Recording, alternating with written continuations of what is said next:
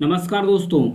भारत के पूर्व सेनाध्यक्ष जनरल मनोज नरवणे ने चीन पर कटाक्ष करते हुए एक्स पर यानी ट्विटर पर एक नक्शा शेयर किया। उस नक्शे पर शेयर करते हुए उन्होंने चीन पर कटाक्ष किया। कटाक्ष उन्होंने क्या किया कि आखिरकार किसी को चीन का नक्शा मिल ही गया जैसा वास्तव में है। तो नक्शा कैसा शेयर किया गया ये देखते हैं। ये जनरल मनोज नरवणे द्वारा नक्शा शेयर किया गया है। इसमें बताया गया है कि वास्तव में चाइना कितना है। चाइना जो रेड कलर का है इसमें दिखाया गया है कि सिर्फ चाइना उतना ही है।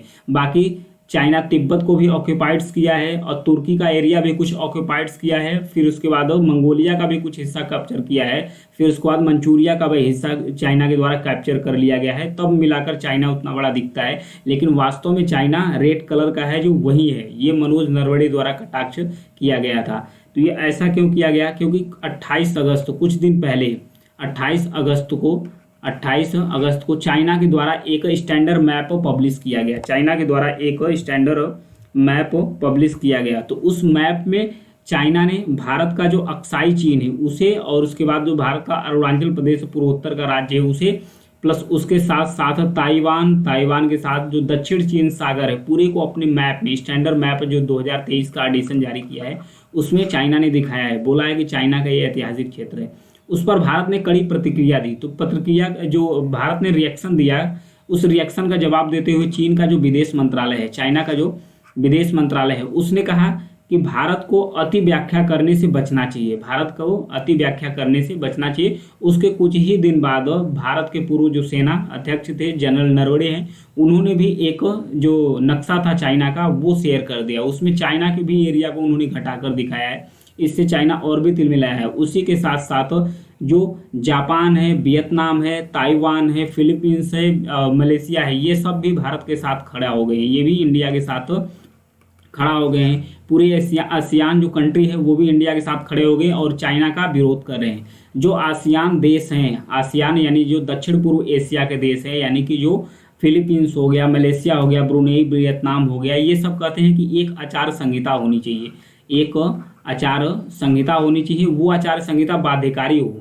बाध्यकारी चाइना के लिए एक ऐसी आचार संहिता हो वो काफ़ी बाध्यकारी हो। इसलिए जब चाइना किसी टेरिटरी यानी किसी के क्षेत्र पर दावा करता है तो इस आचार संहिता को उस पर लागू कर दिया जाए और इसके तहत चाइना को पनिश किया जाए। क्योंकि चाइना बार बार किसी भी टेरिटरी यानी किसी भी देश के हिस्से को क्लेम करना शुरू कर देता है। तो ये कहना है आसियान देशों का कि एक बाध्यकारी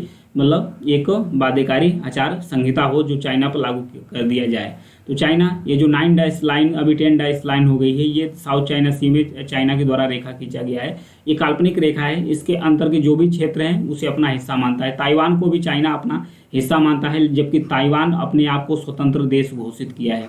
चाइना अपने आप को स्वतंत्र देश घोषित किया है, लेकिन जो ताइवान का संचार और विदेश मामला है ये चाइना ही देखता है। चाइना का वन चाइना पॉलिसी है। चाइना की एक वन चाइना पॉलिसी है। चाइना इसके तहत करता है कि किसी भी देश को यदि ताइवान से बात करना है तो उसे पहले चाइना से बात करना होगा। चाइना ही डील करेगा, तो चाइना के माध्यम से ही ताइवान जा सकता है। अभी कुछ दिन पहले जो जनरल नरवणे हैं और उसके साथ साथ भारत के जो नौसेना के करमबीर सिंह हैं, जो चीफ हैं एयर चीफ मार्शल आर के भदौरिया, ये तीनों लोग ताइवान के दौरे पर गए थे। ताइपेई ताइवान की कैपिटल से यहाँ पर गए थे। यहाँ पर जाने के बाद निरीक्षण करें, क्योंकि चाइना जो ताइवान के आसपास सैन्य संगठन बढ़ा रहा है और जो डेमोक्रेटिक कंट्री है, जो भी लोकतांत्रिक देश है, उस पर दबदबा बनाने की कोशिश चाइना के द्वारा लगातार किया जा रहा है। तो चाइना का विदेश मंत्रालय ने फिर इस पर कटाक्ष बोला है, इस पर कमेंट दिया है।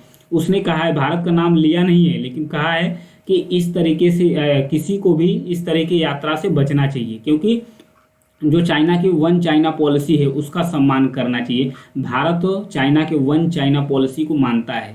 भारत चाइना की वन चाइना पॉलिसी को मानता है, तो उसके तहत अगर ताइवान से किसी को किसी प्रकार का संबंध रखना है तो वो पहले चाइना से रखेगा, क्योंकि भारत का ताइवान के साथ कोई भी राजनयिक संबंध नहीं है, राजनयिक संबंध नहीं है। तो वो अगर ताइवान से बात करना है तो ताइवान के जो दौरा करते हैं किसी भी देश के द्वारा, तो व्यापार या मार्ग से व्यापार के लिए जाते हैं, उसी के तहत वो वहाँ ताइवान से बात करते हैं। जबकि ताइवान अपने आप को स्वतंत्र देश घोषित किया है, चाइना इस चीज़ को मानता नहीं है। तो चाइना के जो विदेश मंत्रालय है फिर इन्होंने कमेंट दिया है, प्रतिक्रिया दिया है कि भारत का नाम तो नहीं लिया, उन्होंने कहा कि इस तरीके की यात्रा से बचना चाहिए लोगों को। तो ये था चाइना का उसी भाषा में जवाब भारत के द्वारा दिया गया, क्योंकि भारत भी अब कड़ा रुख अपना रहा है, भारत भी अब कड़ा रुख अपना रहा है। चाइना जैसे ही जो मैप स्टैंडर्ड मैप पब्लिश किया गया है, भारत तो अपना रिएक्शन दिया ही। उसके साथ भारत के जो पूर्व सेनाध्यक्ष हैं जनरल नरवणे, उन्होंने एक मैप पब्लिश किया।